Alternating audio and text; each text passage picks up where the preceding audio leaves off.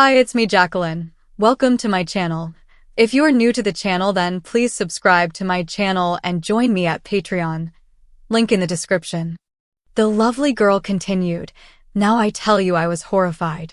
I'd already spent 2 days trying to get on an earlier flight, and I was ready to have a go at the ticket agent right there, armed anti-terrorist police and all. So now we are just sitting there, me knowing that I'm going to have to call this girl who means more to me than life itself and break her heart. I'm crying, and my daw's trying to calm me down when Lucky chimes in that he's got this brilliant plan. You see, we'd been looking for flights on the list that left earlier. We'd never looked at those that left later. Lucky had noticed that the Concorde would leave from Paris in a few hours and get into Baltimore much sooner and much closer to here. Well, I have to tell you, we were stunned.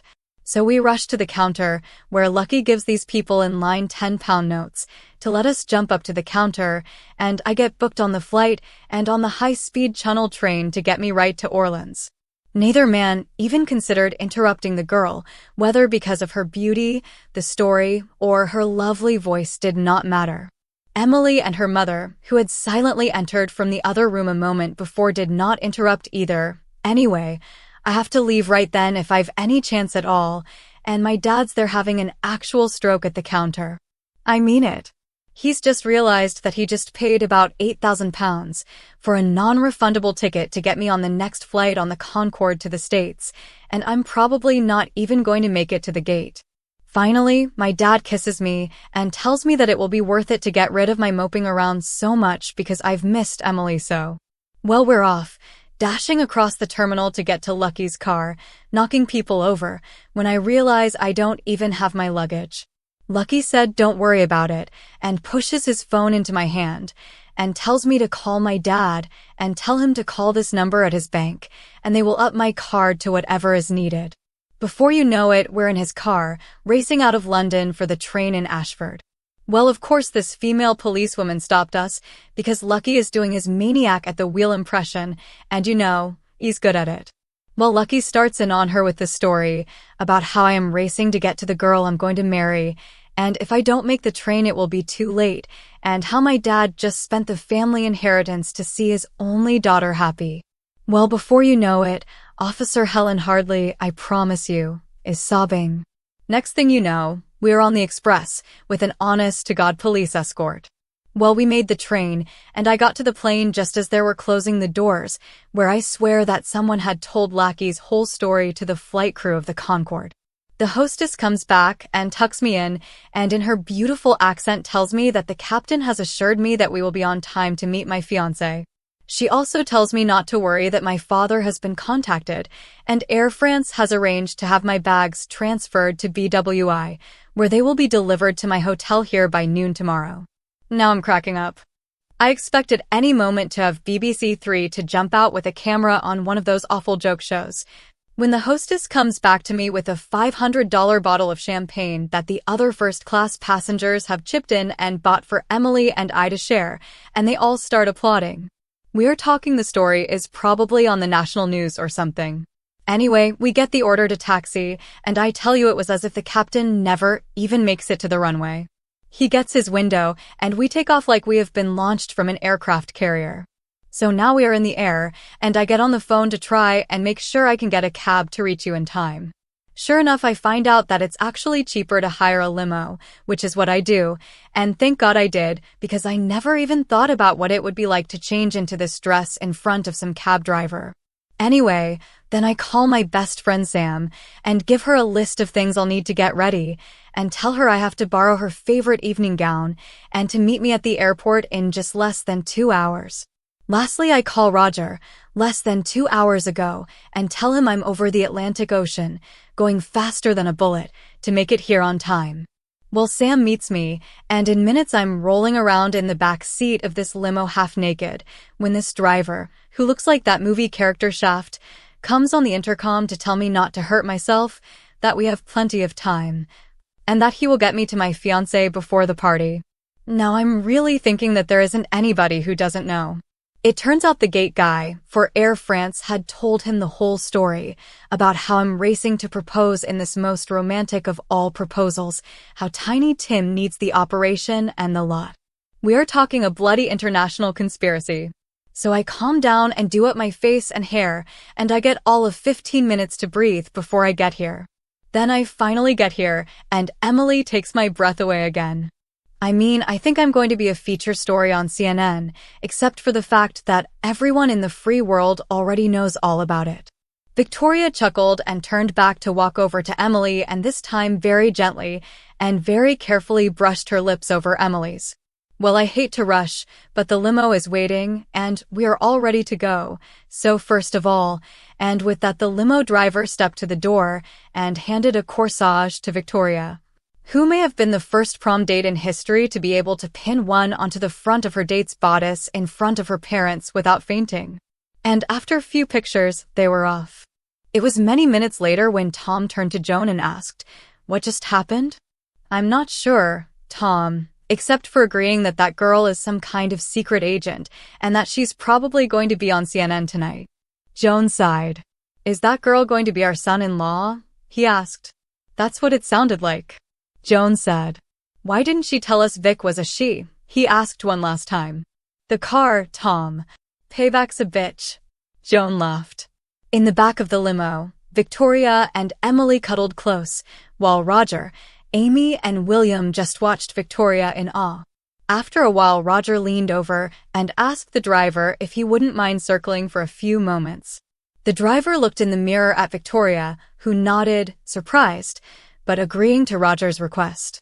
"Sorry, guys, but I didn't want to say anything in front of parents or they would have freaked," Roger said weightily. "Unfortunately, we have a problem." "Excuse me, sir," the driver said. "If you folks need privacy, you can close the privacy panel from the control panel." "Jackson, isn't it?" Roger asked. "Yes, sir," the driver said in that curious tone that adults use when showing excessive respect to children. "Well, the truth is, Mr. Jackson, I want you to hear every word, sir," Roger said. "You'll understand as I explain." Emily was sitting there, her eyes as large as a Japanese anime character. "This is because of me, again, isn't it, Roger?" "Yes and no, Em. So far as I can tell, none of this is ever your doing, but yes, the assholes are out in force tonight." Roger reached over to pat Emily's knee before continuing. "William," he finished. William took a deep breath. "Last night my dad and some of his cronies held an extra session of the school board. Now, they only do that when the excretory exudates have had excessive momentum imparted to them by the rotary wind machine.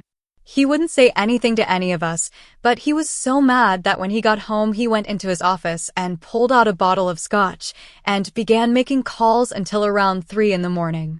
We were able to figure out that some of the local Bible-thumping assholes, led by the mayor and the chairman of the board, made a move to ban Emily here from the prom." Victoria interrupted. "Mr. Jackson?" "Yes, ma'am," he answered. "Wouldn't you think that finding someplace to pull over would be a good idea?" she said. "I do, ma'am. I'm already looking for the place."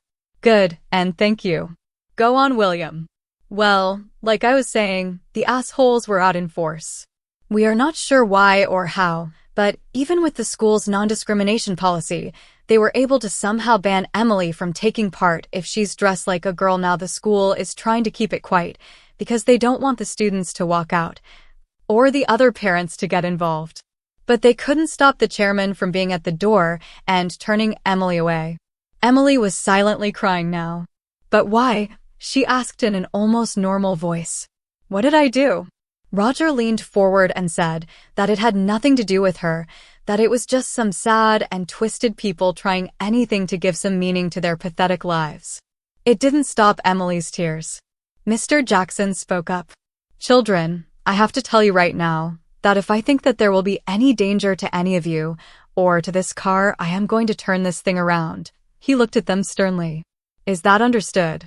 "Too bleed and right, it is." Victoria actually sputtered. "I'm not taking this girl anywhere near that place if those lunatic assholes are waiting for her." "Are you all crazy?" "She's not going anywhere near them or their twisted notions of the meaning of life. You can just bloody well turn this boat." She was shocked when Emily put her fingers onto her lips, but she shut up immediately. Hold on a minute, Victoria. Hear them out. They have a lot of experience running interferences for me. I'm ashamed to say it, but they have. She said, so sadly. And if we still think there will be a problem, then we will go somewhere else. I don't care if we wind up at some truck stop. I only wanted to see you anyway. Emily watched her girlfriend's eyes as they smoldered in anger. Her first thought was for how much she loved her, and the second was that she was unsure. Besides, Emily continued, I think that if you make it this far, just to have to turn around, your father will have a heart attack to go along with that stroke.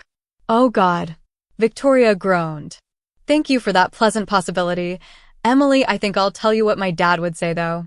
He's got lots of money and only one daughter. I'm sure he's never had any doubt about which was more important to him, just as I'm sure how disappointed he'd be in me if I were to let any harm come to you. Victoria then took a breath. He'd still have a stroke though. Then she shook her head and said, Go on, William.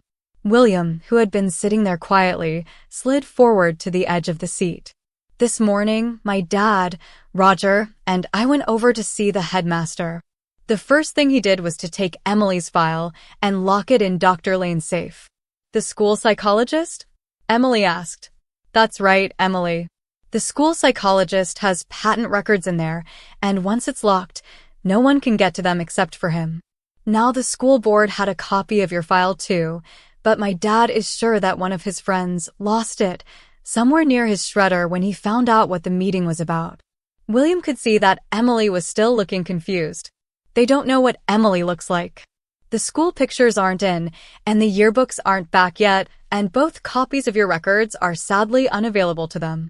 Oh, and there was a minor glitch in your computer records too. For some inexplicable reason, a picture of Patrick Swayze replaced your school photo.